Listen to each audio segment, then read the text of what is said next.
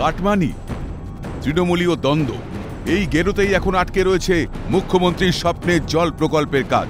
প্রকল্প বাস্তবায়নের ক্ষেত্রে পথের কাঁটা হয়ে বিচ্ছে শাসক দলেরই নেতারা। জানিয়ে এখন সরগরম ধূপগুড়ি ব্লকের ঝাড় আলতা 1 নম্বর গ্রাম পঞ্চায়েত এলাকা। ওই 4 শতক জমি লাগে, সেই হিসাবে জমির কাগজপত্র লিখতে বলে। আমি মুহুরির দ্বারা সব কিছু তৈরি করে কমপ্লিট করি। পরবর্তীতে একটা টাকার প্রসঙ্গ আসে। ঘোরাঘুরি করার পরে মানে চেষ্টা করার পরে যখন বিফল হইলাম, তখন বাধ্য হয়ে একদিন আমরা প্রধানের বাড়িতে যাই। যাওয়ার পরে শুনি যে ওইটা নাকি অন্যজনের এনওসি দেওয়া।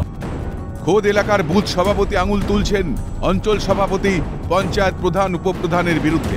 তার অভিযোগ, জল প্রকল্পের রিজার্ভার তৈরির জন্য গণেশ রায়ের 4 শতক জমি প্রথমে চিহ্নিত হয়েছিল, যার জন্য বিনিময়ে 1.5 লক্ষ টাকা কাটমানির দাবি করা হয়।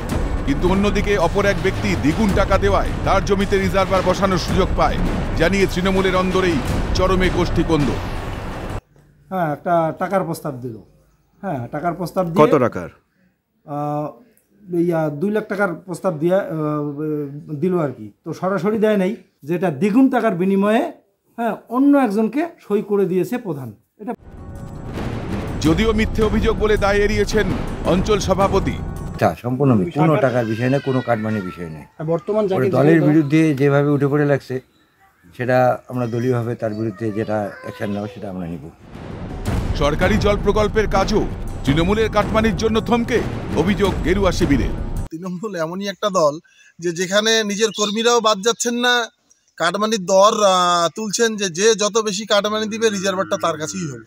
আমরা ভারতীয় জনতা পার্টির পক্ষ থেকে বলতে চাই যে সঠিকভাবে তদন্ত হয়ে রিজার্ভারটি অনতিবিলম্বে হোক, কারণ সেটা হচ্ছে সরকারি টাকায় রিজার্ভারটা হবে। একসময় সকাল হতেই কোমরে কলসি নিয়ে মহিলারা বেরিয়ে পড়তেন গ্রামের পথে। দূরের কল থেকে জল আনা হতো বাড়িতে। একটা সময় এটাই ছিল গ্রাম বাংলার অন্যতম ছবি। এবার সেই কষ্ট থেকে মুক্তি দিতে এগিয়ে আসছে রাজ্য সরকারের জল স্বপ্ন প্রকল্প। সেই স্বপ্নের প্রকল্প বাস্তবের মাটিতে মুখ থুবড়ে পড়ছে তৃণমূলীদের কাটমানির কাঁটায়। জলপাইগুড়ি থেকে ছিলাম দেবের রিপোর্ট, ক্যালকাটা নিউজ।